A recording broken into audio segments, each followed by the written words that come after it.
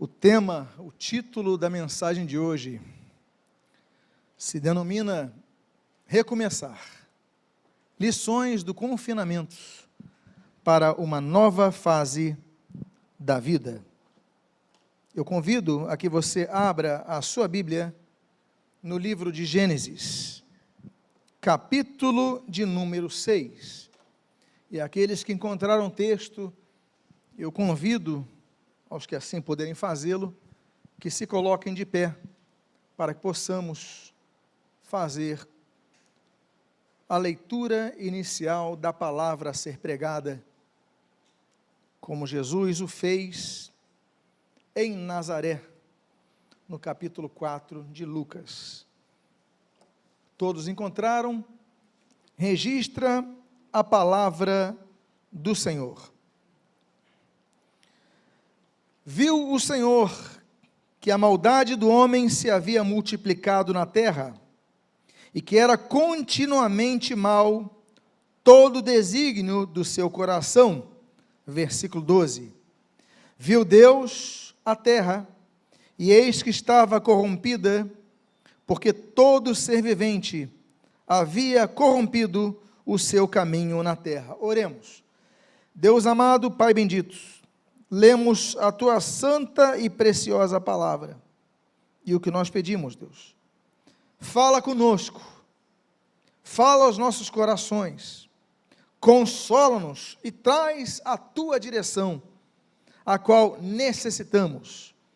Abençoa a reconstrução de nossas vidas nesta nova fase que estamos adentrando, e que em nome do Senhor Jesus, saiamos em Ti fortalecidos, renovados, alimentados e ainda mais frutíferos, para o louvor da Tua glória.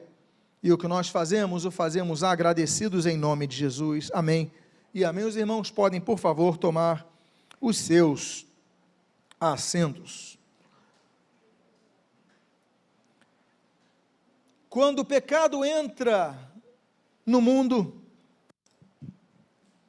ele traz a desgraça da morte na humanidade. Mas a morte física não foi a maior delas.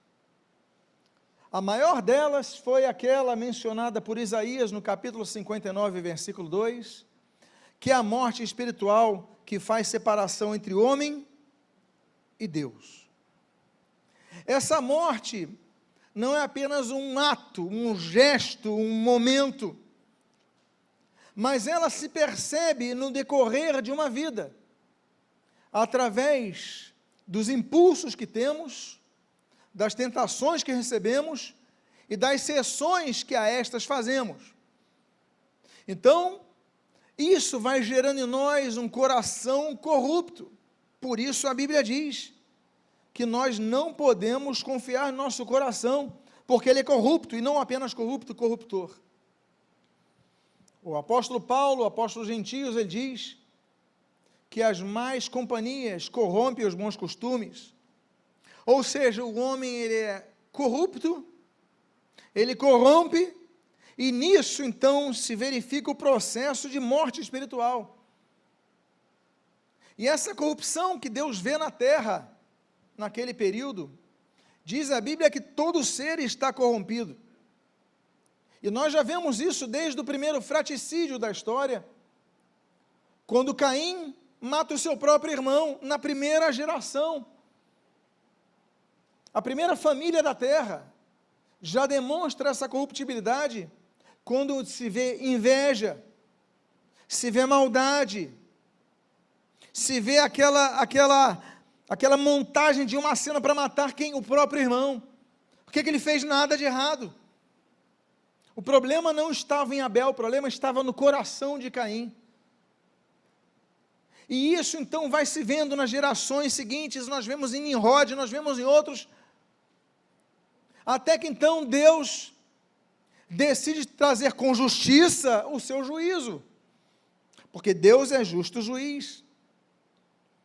O apóstolo Paulo, ele fala aos Romanos, e aqueles capítulos 9, 10, 11, ele faz, olha, mas se Deus decidir nos condenar, ele é injusto? Não é injusto, porque todos pecaram, é Romanos 6, 23, e carecem da glória de Deus, não há um justo sequer, não há um que faça o bem, todos nós.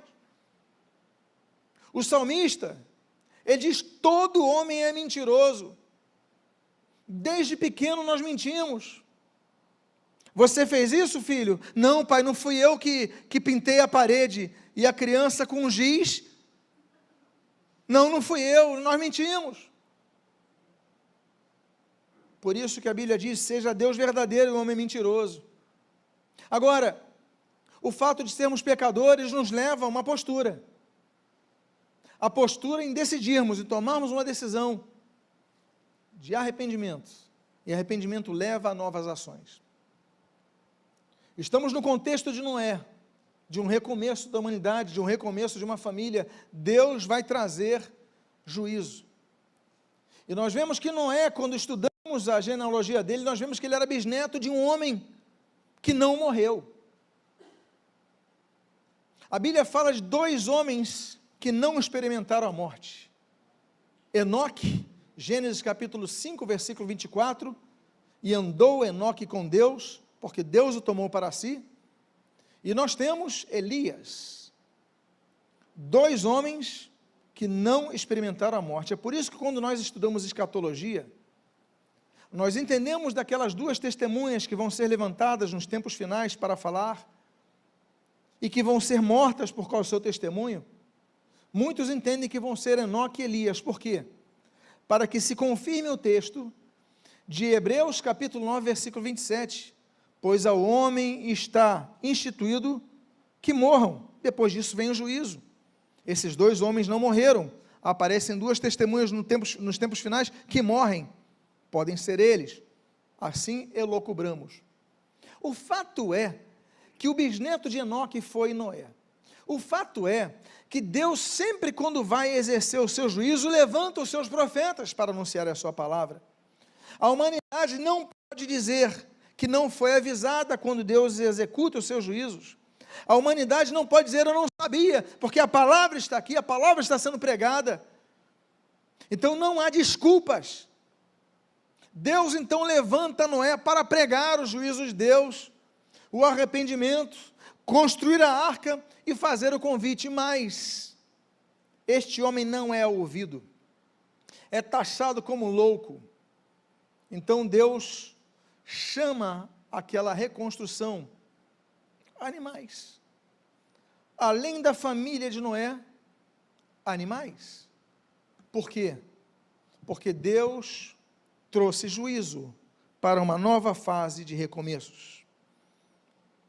E Deus então, nós vemos no capítulo número 7, nos versículos número 11 e 12, o início desse juízo.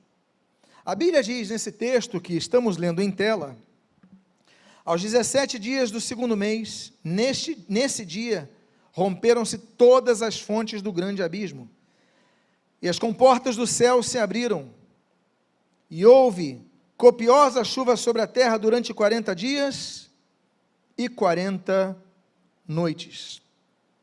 O juízo de Deus começou. Deus executa os seus juízos. Abacuque não entendia porque os justos prosperavam, porque os ímpios, eles avançavam. O salmista não entende porque o justo enriquece, enquanto pessoas... Deus tem o tempo certo de separar o joio do trigo, como o Senhor Jesus disse. E é por isso, então, que estão reservados os juízos de Deus, o derramamento das taças da ira de Deus, isso tudo que vamos estudar em escatologia daqui a alguns meses. O fato é que nesse momento, Deus começa então a fazer cair chuva sobre a terra. Ah, mas todos são culpados, inclusive nós somos culpados. Todos nós só somos salvos não pelo nosso merecimento, mas pelos méritos de Jesus. A morte dele é o que nós chamamos de vicária, ou seja, substitutiva, ou seja, em lugar de alguém. Por isso, Jesus é nosso Redentor. Por isso Jesus é o nosso que nos substituiu naquela cruz, porque naquela cruz não devia estar eu e você, não ele. E ali então nós vemos, mas o juízo caiu sobre a terra e muitos morreram, crianças morreram. Meus amados irmãos, não é preciso conhecer pouco de história para sabermos que por causa da ação de uma pessoa, muitos inocentes morrem. Que é o nome Adolf Hitler. Basta a decisão de uma pessoa que detém o poder, que alcança o poder, e ali então ele toma uma decisão. Milhões morreram, não apenas os 6 milhões de judeus, mas mais de 20 milhões de pessoas, 23 milhões, nem sei quanto a conta exata, morreram por causa da decisão de uma pessoa. Por causa da decisão de uma pessoa, uma família destruída. Uma vez, já tem tempos, conversando com uma família, com uma senhora, o filho ficou ali do lado de fora no gabinete, e ela falou, olha, nós tínhamos uma vida muito próspera, morávamos no Leblon, tínhamos um apartamento grande, tínhamos sítios em Petrópolis, não sei mais o que, tinham bens, a família estava bem, todos iam bem, os filhos ali numa carreira, tudo tranquilo para aquela família, até que alguém apresentou o marido dessa senhora para começar a jogar ali no hipódromo. Ele começou então a se envolver com aquilo, se encantar com aquilo, e naquela jogatina ganha 1, perde 3, ganha 1, perde 5, ganha 1, daqui a pouco esse homem estava endividado, devendo várias pessoas, e por causa de um homem, ele começa a vender a casa fora, aí começa a vender o apartamento que tinha no Leblon, começa a vender de favores, daqui a pouco essa pessoa, essa senhora que me procura, ela fala, olha, ele já saiu de casa, eu não recebo nada, e eu não tenho dinheiro para pagar o meu aluguel, eu tinha uma vida boa, meus filhos estão aí, lutando por um subemprego, porque não conseguiram concluir a carreira acadêmica, por causa da decisão de uma pessoa, toda uma família perdeu tudo. Por causa da decisão de uma pessoa que entra nas drogas, começa com a chamada droga recreativa e vai indo para outras, e o seu corpo, e pronto, daqui a pouco ele tomado, daqui a pouco a pessoa está roubando, destruindo famílias felizes, daqui a pouco são famílias infelizes, por causa da decisão de uma pessoa. Inocentes pagam a conta. A humanidade, ela pecou, pessoas pagaram a conta, mas ainda assim, Deus, pela sua graça, ele chama Noé. Aliás, no capítulo número 6, versículo 8, diz, e achou Noé graça diante do Senhor. Deus, eu vou usar esse homem, eu vou derramar sobre ele a minha graça, e ele vai falar dessa graça, olha, o juízo virá, mas vocês podem ser salvos, entrem na arca, a porta vai se fechar, entrem na arca, e o povo não quis, mas o tempo do juízo, aponta para o fato de que Deus está mostrando o tempo de um novo começo. Vai vir o juízo para que venham novos começos. E os juízos chegam com tempestades, como você está vendo. Diz a Bíblia que começa a chover e cai copiosa chuva durante 40 dias e 40 noites. Vamos então extrair lições de um confinamento que passa Noé e os seus parentes naquela arca. Todos perderam amigos, perderam tudo. Deus os colocou em algo que não era da área deles. Afinal de contas, ninguém ali tinha feito curso de engenharia para montar uma arca, mas Deus então os colocou numa nova fase da vida. Às vezes Deus nos permite, através do seu juízo, que comecemos a experimentar fases de confinamento. E a primeira lição que eu gostaria de compartilhar com os irmãos é que, confinado na arca, Noé deveria aprender e superar novos problemas que surgiram. O capítulo número 7, no versículo número 7, nós lemos: por causa das águas do dilúvio, entrou Noé na arca, ele com seus filhos, sua mulher e as mulheres de seus filhos. Amados irmãos, do dia para a noite, 8 pessoas vão ficar confinadas no mesmo ambiente, sem poder sair nem para a padaria, nem para o mercado. O confinamento era muito pior. 8 pessoas. Eu imagino que Sem, Cão, Jafé tivessem suas casas, não morassem todos com Noé. Ainda que essa possibilidade exista, a Bíblia não diz. Mas geralmente a pessoa casa e ela então tem a sua própria casa. Então eu imagino que ali nós tínhamos Noé com a sua esposa, seus filhos com suas esposas, cada um no seu lado, daqui a pouco está todo mundo no mesmo local. Você começa a ter um novo problema, que você não tinha, porque você convivia com pessoas na parte da noite, parte do dia, na manhã, no final de semana, mas agora é 24 horas por dia. Você acorda, estão lá, você vai almoçar, estão lá, à tarde estão lá, à noite está lá, aí tudo, aquela convivência que sempre foi muito tranquila, demonstra que não era tão tranquila assim. Aquele ambiente que era de paz, demonstra que não era tão de paz assim, porque problemas começam a surgir. E qual é o detalhe? O detalhe que nós começamos a aprender nos tempos de confinamento, é o detalhe que Noé e a sua família, eles tiveram que aprender, é o autocontrole. O domínio próprio é um dos frutos do Espírito que nós devemos ter, e é um dos mais difíceis.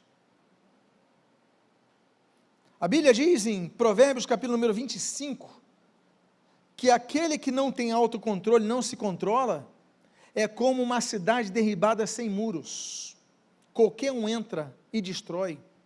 As cidades da antiguidade faziam muros, porque o inimigo não conseguia entrar, tinha os guardas preparados, escalados, armados, para cuidarem das portas da cidade.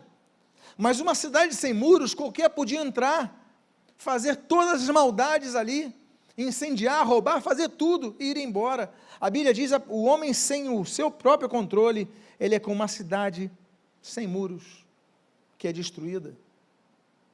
O momento de confinamento nos ensina a ter o autocontrole. Nós vemos ali na história de José, Gênesis 43, esse homem quando vê seus irmãos que o traíram, que queriam matá-lo, não fosse Rúben, que deu a ideia de vendê-lo, naquele momento José, ele teve que ter o quê? O autocontrole, para administrar a situação, ainda que depois fosse chorar atrás das cortinas.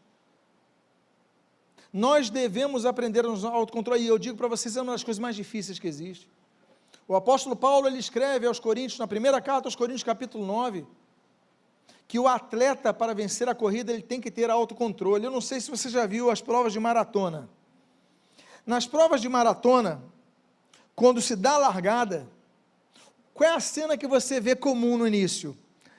Todo mundo correndo, atropelando todo mundo e tudo mais. Passam-se alguns minutos, aí você vê um sujeito, geralmente em grupo, aproveitando a lei da física, não é isso? Aquele vácuo, devagarinho, constante, olhando ali. E aí todo mundo, daqui a pouco, passam uns minutos, e alguns vão desistindo, ficando para trás, e aqueles vão permanecer. No final da prova, são esses os que vencem. Por quê? Porque eles autocontrolam-se, autocontrolam a sua ansiedade. O segredo do confinamento, eu tenho aprendido, eu creio que você tem aprendido, eu creio que você que nos assiste tem aprendido, é que se você não controlar os seus impulsos, a casa vai ruir, E estragos são feitos.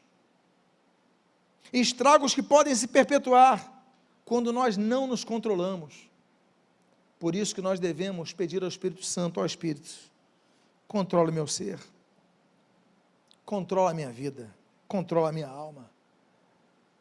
Que se exerça, por exemplo, o Salmo de número 4, que não se ponha o sol sobre a nossa ira, que a gente consiga controlar. Deus dá-nos essa graça, que aprendamos que não é isso. Outra coisa que nós aprendemos, a segunda lição que nós aprendemos, é que confinados na arca, aprendemos a superar os conflitos pessoais. Amados irmãos, eu imagino que 40 dias de chuva, depois são mais 150 dias, não são só 40 dias na arca não pensa isso não. Eles ficam muitos meses ali naquela arca, e durante todo esse período, os problemas familiares vão surgir.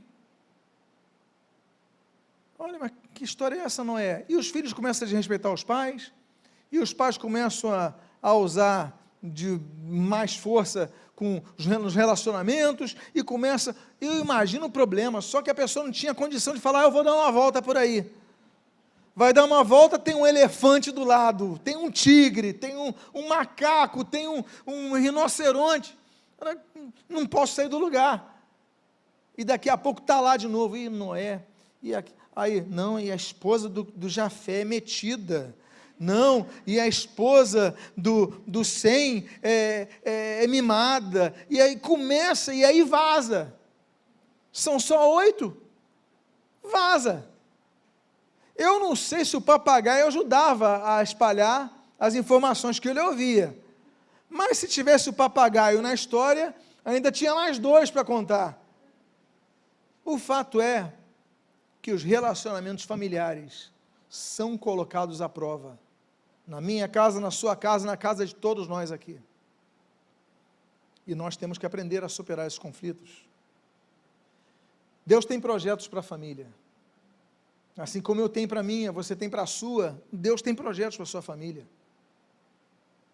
Deus, quando vai salvar a humanidade para uma nova fase, Ele fala para Noé botar a sua família, Gênesis capítulo 6, 7, quando Deus faz projetos para Israel entrar na terra prometida, Raabe é salva, mas Raabe leva a sua família, Josué capítulo 2, Gênesis capítulo 19 mostra que quando tem o projeto da execução do juízo sobre Sodoma e Gomorra, Deus preserva a família de Ló, porque Deus tem um projeto com aquela família. Jó capítulo número 1, antes de Jó começar a passar por aquelas provas, a Bíblia diz que Jó toda madrugada ia fazer sacrifício pelos seus filhos. Ainda que Marcos capítulo 10 e outros textos falem dos problemas da família, dos problemas de irmãos, problemas de pais, enfim, mas ainda assim é algo que nós devemos lutar. Ainda que cessem as forças, confinados na arca, temos que pedir então a Deus sabedoria. A Bíblia diz em Provérbios capítulo 2 que Deus é o doador da sabedoria. Tiago capítulo 1 diz que nós devemos pedir sabedoria a Deus. E Eclesiastes capítulo 3 dá a dica de como ser sábio. A dica, porque Deus dá a sabedoria, mas a dica: há tempo de falar e há tempo de calar. O confinamento nos ensina uma das artes mais difíceis.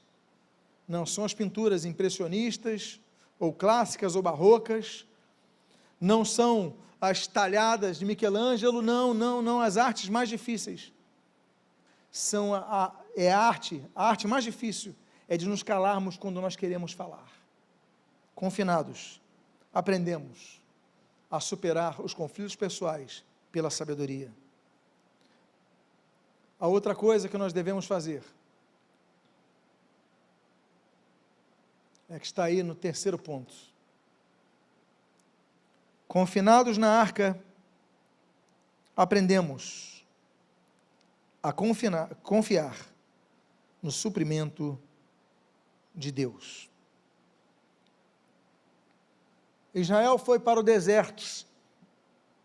Não havia como plantar no deserto. Ele sai de uma região do Egito chamada Gósen, que é a região mais abundante, com mais água, com melhores terras do Egito. Israel estava na melhor região do Egito. Eram escravos, mas na melhor região. Eles saem para a liberdade, passando pela pior região, que é o deserto. Israel passa por 7 desertos para a terra prometida. O deserto de Sinai, o deserto de Zin, o deserto de Sin, o deserto de Arnon, o deserto de Abarim, o deserto de Sur. Israel passa por 7 desertos, saindo de uma terra onde eram escravos e tinham tudo. Tinham as cebolas do Egito, tinham as frutas do Egito, agora não tem nada. Mas o Deus que envia para o deserto não nos deixa morrer de fome no deserto. Por quê? Porque Deus envia o seu maná. Deus é o Deus que supre. Filipenses capítulo número 1 diz que Deus supre a igreja com o seu Espírito Santo. Filipenses, segundo capítulo seguinte, Filipenses fala que Deus supre a igreja com trabalhadores. O apóstolo Paulo fala sobre Epafrodito, que veio suprir, veio servir quando eles mais precisavam. Nós devemos orar, claro, Mateus capítulo 9, versículo 37, rogai, pois, ao Senhor da seara que envie trabalhadores para a sua seara, mas temos que estar atentos. Todos nós devemos servir, como o Senhor Jesus deu como exemplo. Mas o capítulo 4 de Filipenses é um texto que fala muito fortemente, todos os capítulos da Bíblia são belíssimos, mas um tão profundo, nas penas de Paulo, que ele diz, olha, e Deus há de suprir todas as vossas, cada uma de vossas necessidades em Cristo Jesus. Ele vai suprir.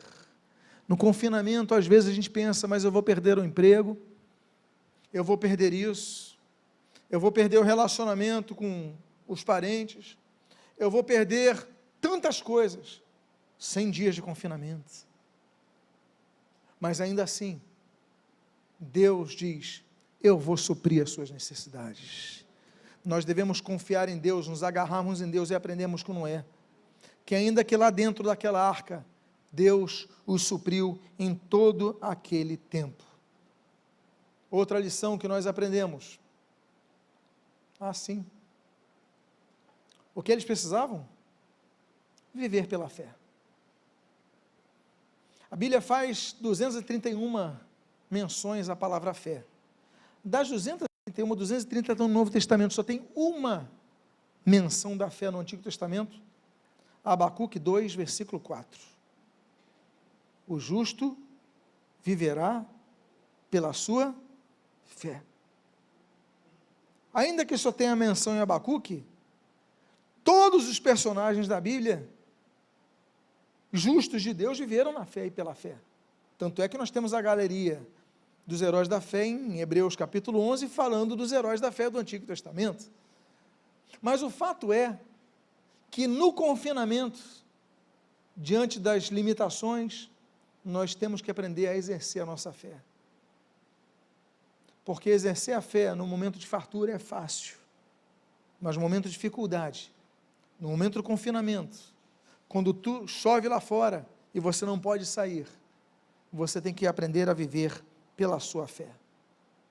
Uma quarta lição que nós aprendemos com o confinamento, é essa quarta que diz, a arca foi um lugar que Noé teve que dividir o mesmo espaço com os animais até o final do dilúvio, sendo criativo e desenvolvendo novas habilidades. Eu faço uma pergunta aos irmãos. A Bíblia menciona relata, registra, ou insinua, até mesmo insinua, que Noé fora engenheiro? Não. Mas de repente Deus surge com um projeto. Olha, você vai construir uma arca, ela tem essas medidas, agora é contigo. A Bíblia diz que Noé tinha experiência em serrar madeira, em cortar, ou seja, a arte da carpintaria. A Bíblia não diz isso. Mas da noite para o dia o sujeito tem que serrar, tem que cortar, tem que botar tudo aparado. A Bíblia diz que ele tinha o conhecimento de ourives, ou conhecimento, melhor dizendo, de serralheiro, de serralheria, para lidar com os metais, para fazer os cortes da madeira certinhos, colocar o nível. Não sabemos, a Bíblia não diz, mas eu suponho que não. Mas Deus dá ordem para ele fazer algo novo. E ele começa a fazer, porque Deus dá ordem. Ele tinha conhecimento de transporte de grandes materiais. Afinal de contas, você cortava a árvore, eu tenho que fazer então, botar aqui nas rodas, transportar, tem que subir, eu tenho que fazer ali o chamado andaime, tem que preparar a escada de tantos metros, largura, o peso. Ele tinha algum conhecimento? Não sabemos, mas eu creio que não. Pelo que eu vejo aqui, não era um homem comum, como eu, como você. Mas Deus, nos tempos de confinamento, nos tempos de juízo, nos tempos de recomeço, Ele manda a gente fazer, nos dá direção, mas nem sempre vai enviar o serrote, o martelo e o machado. Há momentos que nós temos que aprender sozinhos, quando temos a direção de Deus. E eu faço mais uma perguntinha para vocês. Da noite para o dia, não, durou anos, tudo bem. Mas faço uma pergunta. A Bíblia diz que Noé fez curso de veterinária. Porque em pouco tempo, Noé tem que administrar os animais na arca. Eu faço uma última pergunta sobre a formação de Noé. Ele tinha a formação de engenharia de alimentos? Ele tinha um mestrado, doutorado em engenharia de alimentos, não é? Porque daqui a pouco ele vai ter que administrar os alimentos dele, da família e dos animais. Como ele vai suprir as necessidades alimentares dos animais? A resposta nós já temos até na Bíblia, porque Deus é o Deus que faz milagres. Assim como Deus é capaz de fazer o urso hibernar meses sem comer, Deus podia ter feito os animais hibernarem. Claro, isso a própria natureza e a própria ciência apontam. Há animais que ficam meses sem comer. E aí Deus, então, no metabolismo deles, eles vão se alimentando, retroalimentando, enfim, e administrando. Nós não sabemos qual foi o processo, mas o fato é que no básico ele teve que aprender a dar comida para os animais, nos momentos que tinham fome. O que é que nós aprendemos com isso?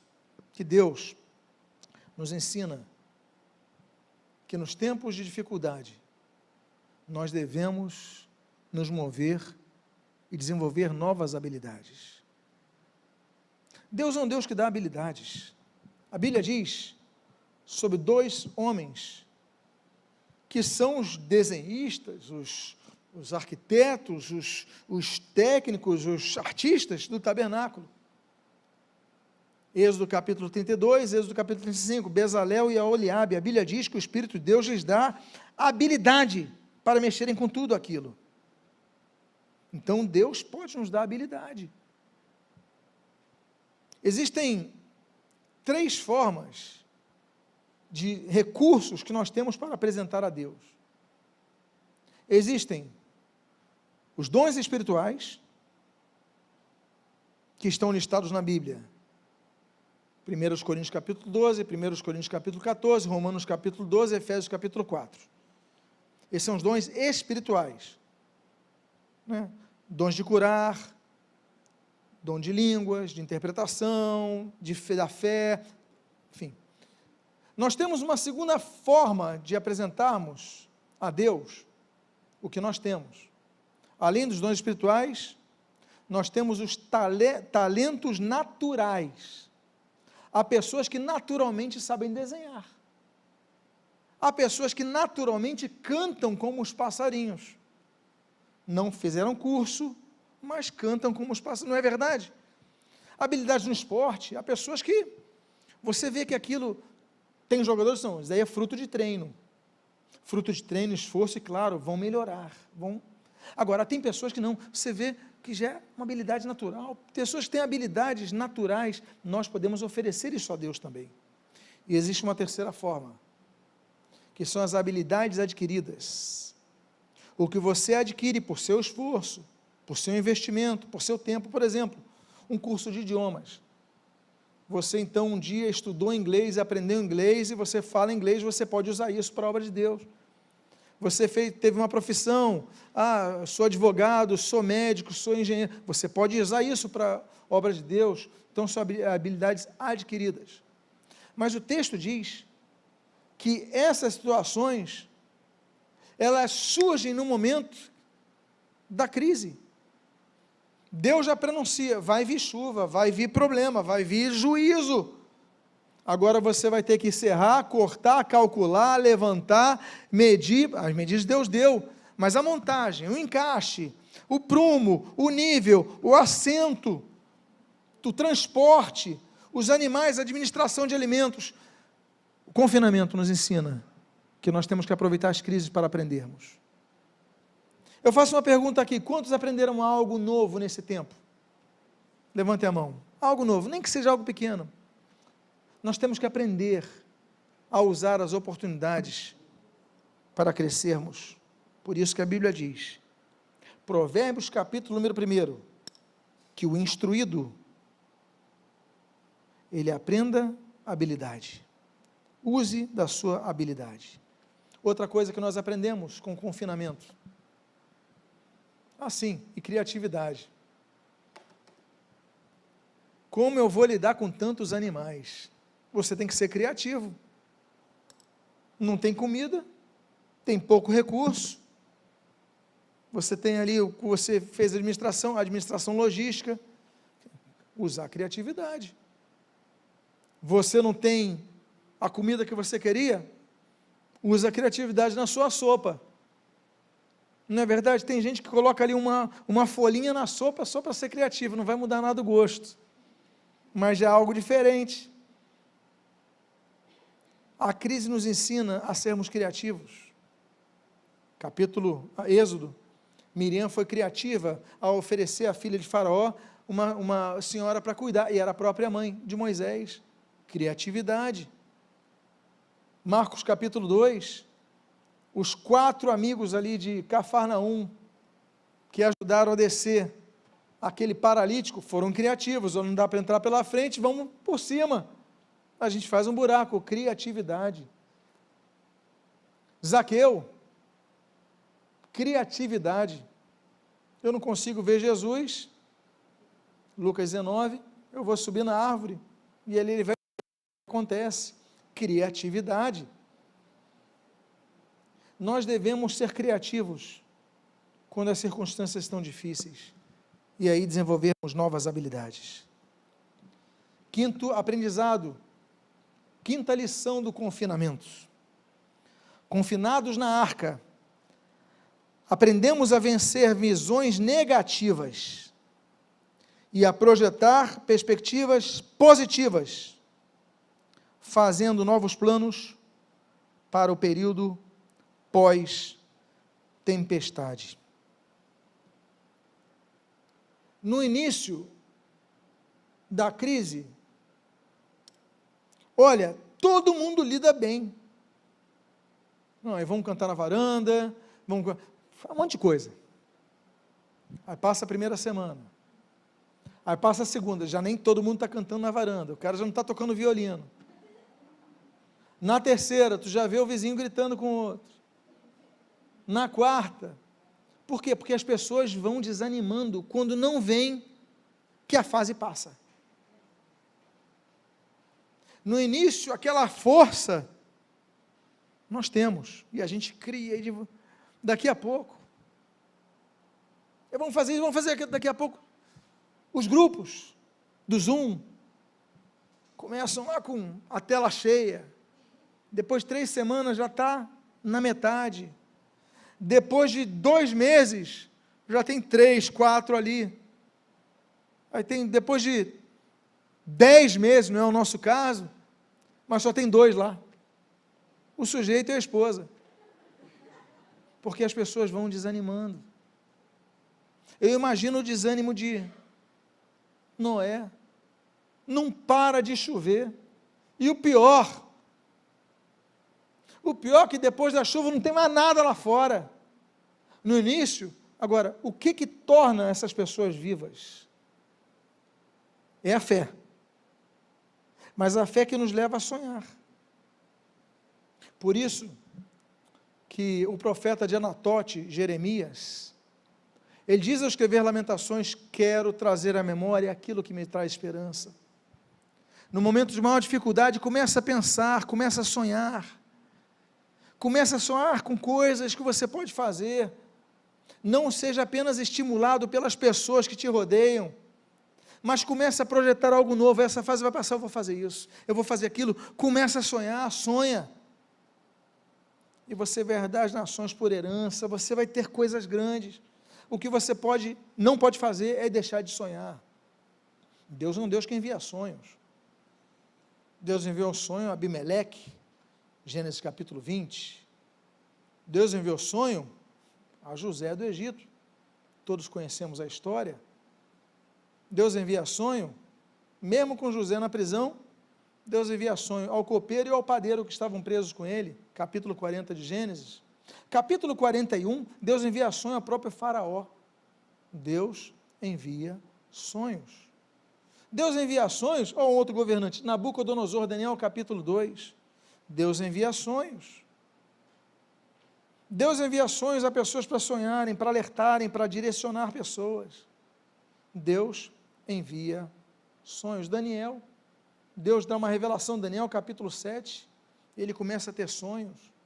A profecia de Joel, capítulo número 2, fala dos sonhos. Nós vamos passar a sonhar. E essa profecia foi cumprida em Atos dos Apóstolos, capítulo 2, com a descida do Espírito Santo. Nós devemos ser um povo que sonha. E aí, quando a alegria vem, a gente fica como quem sonha, não é isso? Salmo 126. Quando o Senhor restaurou Sião, ficamos como quem sonha. Então nossa boca se encheu de alegria e a nossa língua de júbilos. Nós começamos a sonhar. Sonha. Porque quando nós não sonhamos, nós desanimamos até de sair da cama. Desanimamos de ir procurar um emprego melhor. É o sujeito que vai precisar de um emprego, vai pegar o elevador e no elevador ele já diz: eu não vou conseguir nada. Ele pisa na calçada já derrotado. Por quê? Porque ele só olhou para as nuvens. E se você só olhar para as nuvens, não é isso que diz Eclesiastes? Se você só olhar para as nuvens, você não vai semear, você não vai colher. Você tem que olhar para além das nuvens. As nuvens estão fechadas, pesadas, mas além dela tem um sol que está brilhando. Então você comece a orar: Senhor, o meu dia vai ser diferente, essa pós-pandemia vai ser diferente, a nova fase da minha empresa vai ser diferente. Eu estou cheio de dívidas. Todos sentiram isso. Todos. Eu acho que, claro que alguns aproveitaram as oportunidades. As primeiras pessoas que criaram as máscaras, enriqueceram, que começaram a vender álcool em gel, né? Agora tem o que você pisa. As pessoas vão tendo oportunidade e vão aproveitando aquela história. Me permitam citar Cenoura Bravanel, chamado Silvio Santos, quando ele diz, e ele dizia isso antigamente, enquanto alguns choram, outros vendem lenço de papel. Nós devemos aproveitar as oportunidades. E o que é isso? É sonhar. Então, nós aprendemos que, confinados, ou nos entregamos, ou nós sonhamos. Passada inicial, a fase inicial, devemos reaprender a sonhar. Diga à pessoa que está do seu lado: reaprenda a sonhar. Aí, meus irmãos, O texto que está em tela nos traz até um alívio. O que diz aí na tela? O fim das chuvas. Mas a pergunta é: como as chuvas do dilúvio terminam? Ou, pergunto, o fim das chuvas do dilúvio representa o momento de começarmos nossos projetos? Primeiro, ventos fortes trazem bênção para o recomeço. Diz o capítulo de número 8, final do versículo 1 ao versículo 2, o seguinte: Deus fez soprar um vento sobre a terra, e baixaram as águas, fecharam-se as fontes do abismo, e também as comportas do céu, e a copiosa chuva dos céus se deteve. Ventos. A Bíblia fala de várias direções dos ventos. A Bíblia diz, por exemplo, no livro de Êxodo, sobre o vento do ocidente, que Deus enviou para tirar a 8ª praga, que é a dos gafanhotos, e mandá-los para o mar. Então, o vento do ocidente, segundo a Bíblia, é o vento que tira o juízo da terra. Nós temos um outro vento, no livro de Êxodo, que é o vento que vem do Oriente. O vento que vem do Oriente, a Bíblia diz, é o vento que vai dividir as águas do Mar Vermelho para Israel passar. A Bíblia diz: durante toda aquela noite soprou um forte vento oriental, que fendeu, que abriu as águas, e Israel passou. Então o vento significa livramento dos inimigos. Mas o vento também pode significar juízo. A Bíblia diz, por exemplo, em Oséias, capítulo número 13, de um terceiro tipo de vento, que é o vento que vem do leste. E a Bíblia diz que aquele vento que Deus enviou do leste, ele trazia calor ao ponto de secar as fontes das águas. Existe então o vento do ocidente, existe o vento do oriente, existe o vento do leste, existe um outro tipo de vento, que é o vento do socorro. É o vento que nós lemos em Números capítulo 11, que a Bíblia diz que Deus soprou um vento e trouxe as codornizes ao deserto para alimentar o povo de Israel. Então nós temos um quarto tipo de vento, que é o vento que Deus envia as codornizes para nos abençoarem. Existe um quinto tipo de vento, que é o que nós lemos em Atos capítulo 27, que é o vento calmo, que fez, a Bíblia diz, que Paulo não pudesse ir direto para Roma, mas tivesse que ficar rodeando a ilha de Creta. Era um vento parado, era um vento calmo, era um vento que atrasa o nosso projeto. Às vezes Deus envia essa brisazinha para que nós recuemos. Por quê? Porque Deus tem algo para nos ensinar e nos usar quando nós recuamos em nossos projetos. Há situações de nossas vidas que você ainda não chegou lá, parece que o vento que estava nas velas do teu navio pararam de soprar, porque você tem que se deter, porto em porto, cidade em cidade de Creta, mas Deus tem algo a ensinar ali, Deus tem algo a fazer através de ti. E existe um sexto tipo de vento, que é o que está em Atos capítulo 27, que a Bíblia denomina de o vento euroaquilão. O vento euroaquilão, ele chegou com tanta força, que diz a Bíblia, que o navio, a embarcação onde estava o apóstolo Paulo, foi destruída. Tudo foi destruído, ao ponto de irem a pique, ao ponto de todos estarem segurando em tábuas, naquele gelado mar, para não morrerem afogados. Deus envia muitas vezes o euroaquilão para destruir nossas estruturas, para que nós possamos agarrar no que é mais fundamental, numa tábua, na nossa salvação, nas coisas elementares, e valorizemos a tábua que nunca olhamos antes para valorizar. Mas nesse momento, de Gênesis capítulo 8, Deus envia um vento para tirar o juízo da terra. Diz então, ele fez soprar um vento, e baixar as águas, e cessar as comportas do céu, e parou de chover.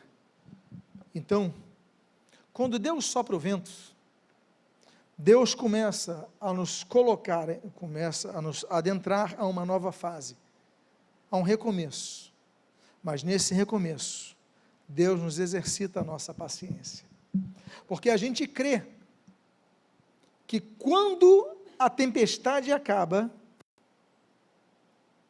vai começar a nova fase, que tudo vai dar certo. Não é isso que a Bíblia ensina.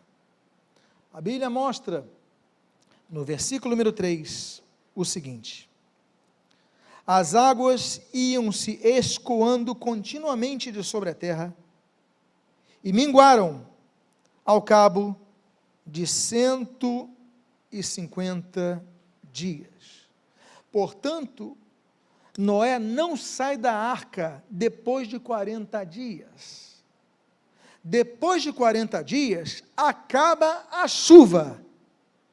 As águas começam a descer, mas ainda não há condições de Noé sair da arca, porque as águas ainda estão altas. 150 dias nos apontam a 5 meses. No Novo Testamento dá alguns exemplos do número 5 muito interessantes. A Bíblia diz, por exemplo, no livro de Apocalipse, no capítulo de número 9, que quando o anjo ressoar a 5ª trombeta, serão liberados do fundo do abismo alguns espíritos malignos que hoje estão acorrentados. E a Bíblia diz que eles serão soltos para atormentarem a terra por quantos meses? 5 meses. 5 meses de sofrimento, de dificuldades, com demônios que hoje ainda não estão atuando sobre a terra. E imagine os irmãos. Aliás, apenas imagine, porque nós não estaremos aqui. Estaremos nas bodas do Cordeiro durante esse período. Amém, queridos? Mas apenas imagine. O número 5 aparece no Novo Testamento, por exemplo, em Mateus capítulo 14, quando aquele jovem chega com aqueles 5 pães e os 2 peixes. E nós aprendemos que os 5 nas mãos de Jesus se tornam infinitas possibilidades, multidões alimentadas. Nós aprendemos, 11 capítulos depois, sobre o número 5, quando nós lemos ali no capítulo 25 de Mateus, sobre 10 virgens, 10 mulheres prometidas em casamento, mas quando o noivo chega repentinamente, apenas 5 estão preparadas. Nos ensina a preparação. E por fim, no mesmo capítulo 25 de Mateus, o número 5 nos aponta a exatamente a multiplicação que nós devemos ter no período de dificuldade. Não, eu peguei meu talento, eu enterrei. Não, eu peguei peguei os 2, negociei com o outro. Eu peguei os 5, multipliquei, Deus pega aquele 1 enterrado e dá para ele, ou seja, a quem Deus mais confia, Deus espera mais. É isso que ele fala no livro de Lucas, no Evangelho de Lucas. Mas, quando nós produzimos e multiplicamos o que Deus nos dá, Deus ainda nos envia mais. E aí, meus amados, devemos exercer nossa paciência. E por fim, 3 fases da preparação para a nova fase. Estão preparados para entrar na nova fase? Quem está preparado, diga amém. A primeira fase, abrirmos a janela. Diz a Bíblia nos versículos 5 e 6, e as águas foram minguando até o 10º mês, em cujo primeiro dia apareceram o quê? Os cimos dos montes, e ao cabo de 40 dias, abriu Noé a janela que fizeram na arca. Alguém aqui é bom de matemática? Quem aqui tem facilidade em fazer conta? Eu vou pedir então a ajuda de vocês. Some comigo 40 dias de chuva, ok? Adicione 150 dias das águas descendo. Somou? Agora adiciona mais 40 dias. Nós já temos quantos dias aí? Quantos dias? Praticamente o quê? Olha o tempo que eles estão confinados. Depois de 40 dias, é que ele consegue abrir a janela. E o que representa abrir a janela? Por que ele não abriu antes? Por que aquela janela estava fechada, mas ele abre só depois de todo esse período de meio ano ali? Porque só ele abriu a janela, só quando podia ver o cume das montanhas. Ele conseguiu enxergar a solução. Ele conseguiu ver a sua fé vislumbrada. Aquilo que fé é a certeza das coisas que não se veem. Fé é o exercício de certezas dentro de uma arca. Mas naquele momento é o momento de você abrir a janela e de você ver o cume dos montes. E aquilo começa a renovar a tua esperança. E você começa a falar: eu já estou vendo as promessas. Eu já estou vendo o cume dos montes.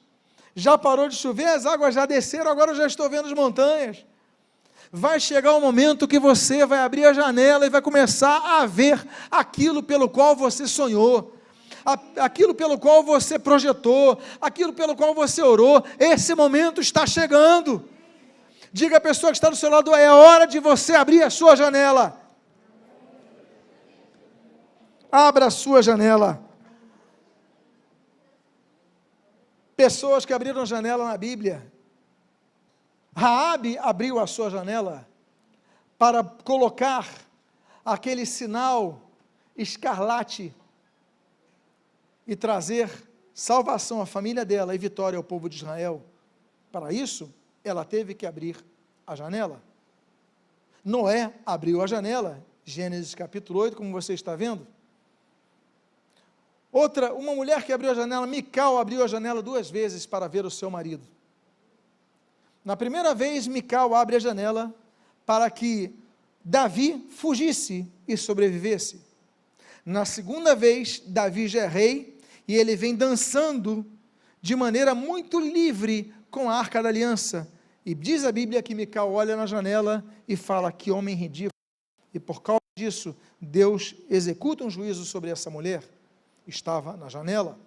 Atos capítulo 9 mostra outro homem que estava na janela, o apóstolo Paulo. Ele foi colocado ali para fugir, e 1 e 2 Coríntios também fala sobre isso, e aí sobe de Damasco, desce num cesto por aquela janela dos muros de Damasco. E talvez a pessoa mais famosa das janelas que nós temos seja Eutico.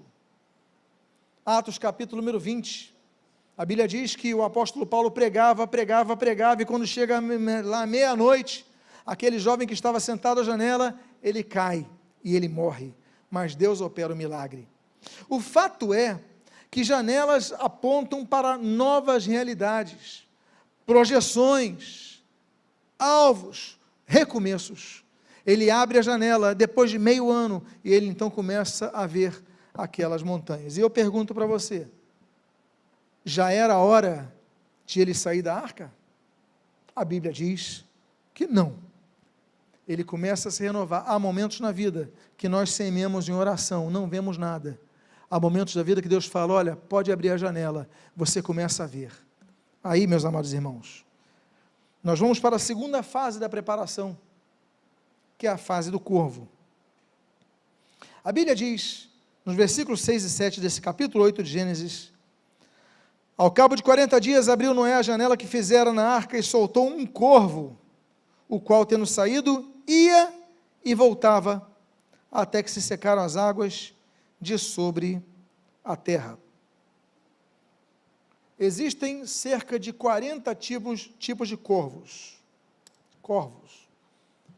E os corvos, eles são entendidos como uma das aves mais inteligentes de todas as aves.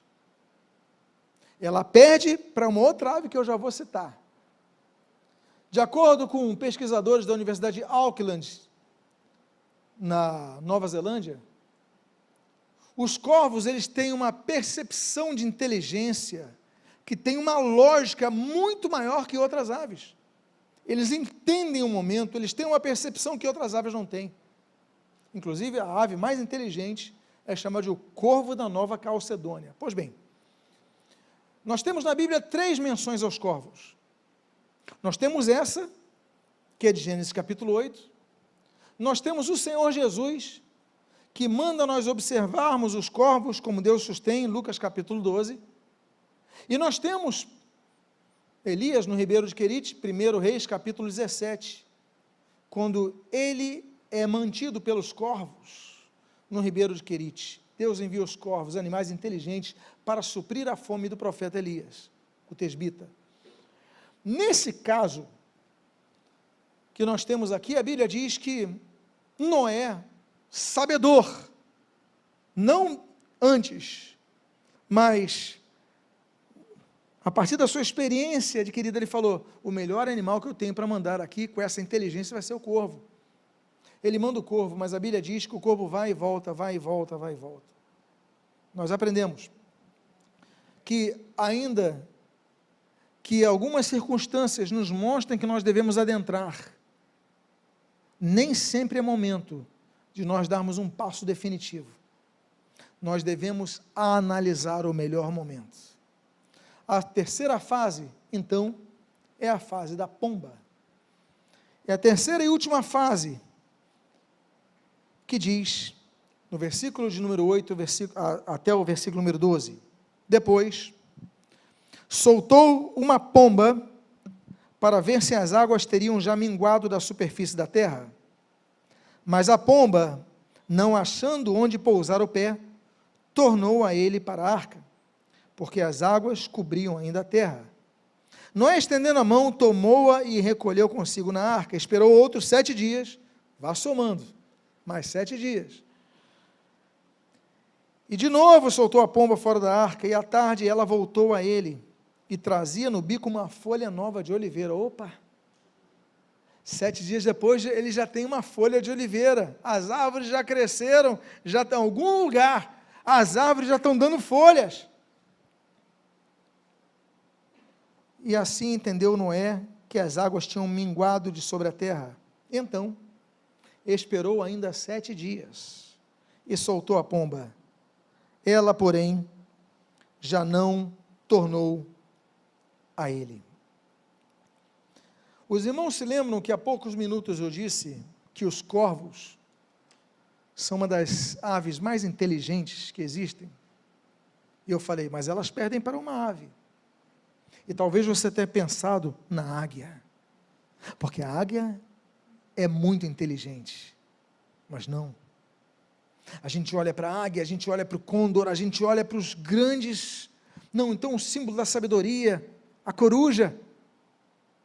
Não, mas também não é a coruja.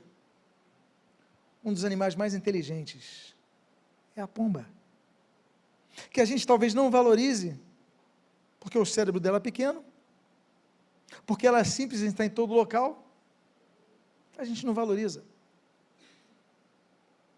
A pomba, aliás, existe um profeta na Bíblia, que o seu nome é Pomba. O nome do profeta se chama Pomba. Que nome é esse em hebraico? Jonas. Jonas, em hebraico, Iona, significa pomba. Os pais falaram, eu vou colocar o nome do meu filho de uma pessoa simples e inteligente. Por quê?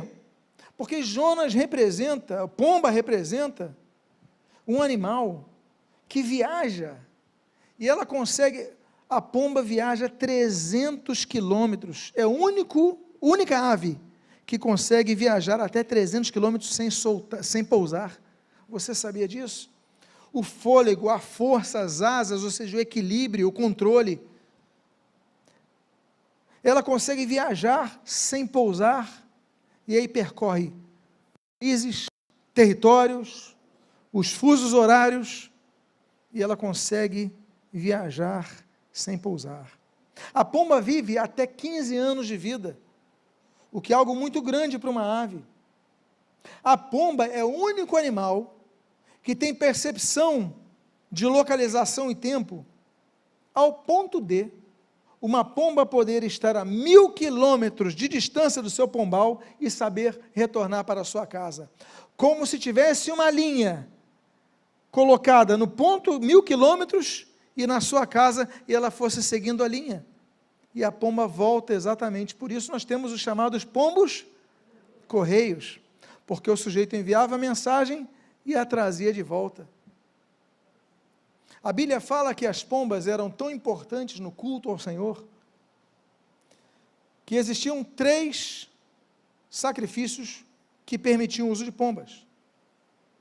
Levítico capítulo 1, a oferta de holocaustos, não era apenas bezerros, não era apenas carneiros, não, aceitavam-se pombas. Depois nós temos a oferta pelos pecados ocultos. E por fim, aquela oferta que é muito interessante, que se encontra em Levítico capítulo 12, que é a oferta dos primogênitos, que se a pessoa que não tivesse posse podia oferecer uma pomba, e essa é a oferta que José e Maria entregam no templo, em Lucas capítulo 2, para Jesus, a oferta do primogênito. Quando nascia o primogênito, eles entregavam uma oferta ao Senhor para dedicar esse primogênito ao Senhor. E não por acaso. O Senhor Jesus, que é apresentado através do sacrifício de uma pomba, quando começa o seu ministério, ali no Rio Jordão, aos 30 anos de idade, a Bíblia diz que vem o Espírito Santo em forma de pomba, e desce sobre ele. E aí nós temos o Senhor Jesus. Então, olha, vocês têm que ser como as serpentes, prudentes, mas vocês devem ser simples como as pombas. O que ele quis dizer simples? Pessoas observadoras, inteligentes, aptas, que conseguem transcorrer vários locais, mas sempre voltar ao seu local original, guardar a sua fé. E aí, meus amados irmãos, a fase da pomba, ela volta, e eu concluo. Eu concluo com a saída da arca. O versículo 20 do capítulo 8 simplesmente diz: levantou Noé um altar ao Senhor. Os altares da Bíblia foram feitos em 5 materiais. Nós temos o altar de terra, nós temos o altar de pedra, nós temos o altar de bronze, nós temos o altar de ouro e nós temos o altar de madeira de acácia. O altar de terra nos lembra a nossa fragilidade diante de Deus. O altar de pedras nos lembra que nós devemos estar firmes diante do Senhor. Não é um sacrifício qualquer, é um sacrifício que requer de nós integridade com o que está sendo oferecido. O altar de ouro representa pureza. O ouro é aquele metal puro. Nós devemos ter um coração puro diante do Senhor, coração quebrantado, puro, o qual Deus não despreza. O altar de bronze representa o juízo. O bronze na Bíblia representa o juízo. Entendemos que nós oferecemos ao Senhor nossos sacrifícios, mas nós não estamos isentos do juízo de Deus. A Bíblia diz, em 1 Pedro capítulo 4, o juízo, pois, começa pela casa de Deus. E por fim, o altar de madeira de acácio. Madeira de acácia era aquela madeira que estava no zimbro, onde Moisés, no capítulo 3 de Êxodo, viu aquela sarça que ardia e não se consumia. A presença do fogo de Deus, que nos enche, mas não nos destrói. Deus falando conosco. Noé levantou o Senhor uma arca.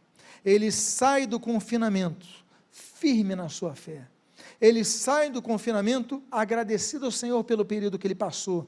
Ele não sai reclamando, ele não sai resmungando, ele não sai derrotista. Ele sai e a primeira atitude dele: eu vou levantar um altar ao Senhor. Por quê? Porque em todo momento o Senhor esteve comigo, me suprindo, me capacitando, me permitindo desenvolver habilidades, me fazendo controlar mais ainda, me fazendo enxergar o impossível, me fazendo ter prudência, me fazendo trazer inteligência e me fazendo hoje voltar a pisar nessa terra. E por fim, eu encerro com o capítulo número 9, versículo número 1, quando a Bíblia diz: abençoou Deus a Noé e a seus filhos, e lhes disse: sede fecundos, multiplicai-vos e enchei a terra. A última coisa que nós lemos é que Noé é abençoado por Deus. Ele foi abençoado pela preservação da vida, ele foi abençoado durante a tempestade, ele foi abençoado após a tempestade, mas dentro da arca, e agora, na nova fase, Deus abençoa ele e aos seus filhos, para que fossem fecundos na terra. Eu quero convidar a você a ficar de pé nesse momento. Eu quero convidar a você a levantar as suas mãos agora e pedir ao Senhor as suas bênçãos. Eu quero pedir a Deus, Deus abençoa-nos nessa nova fase da nossa vida. Estamos começando um recomeço, estamos começando uma nova etapa, então feche seus olhos agora, levante seus braços e diga: Deus, abençoa esta nova fase da minha vida, abençoa esta nova fase na minha vida de relacionamentos, abençoa essa nova fase na minha vida espiritual, abençoa-me nessa nova fase, Senhor, na minha vida ministerial, abençoa-me nessa nova fase da minha vida profissional, abençoa-me nessa nova fase, Senhor, na minha vida acadêmica, em todas as áreas de minha vida, derrama sobre mim a Tua bênção. Senhor, Ele levantou o altar ao Senhor, nós levantamos o altar a Ti em nossos corações, estamos Te cultuando em nossos lares, estamos Te cultuando aqui na Tua casa, nesse local dedicado a Ti, mas estamos Te cultuando, Te adorando, Te exaltando, e pedimos então, Deus, a Ti oferecemos nossos sacrifícios, mas a Ti também pedimos as Tuas bênçãos, para que sejamos fecundos nessa terra, frutíferos nessa terra, e em todo momento a Tua glória brilhe sobre nós. O que nós pedimos, nós o fazemos agradecidos, em nome de Jesus. Vamos adorar ao Senhor Jesus, vamos glorificar a Cristo nesse momento.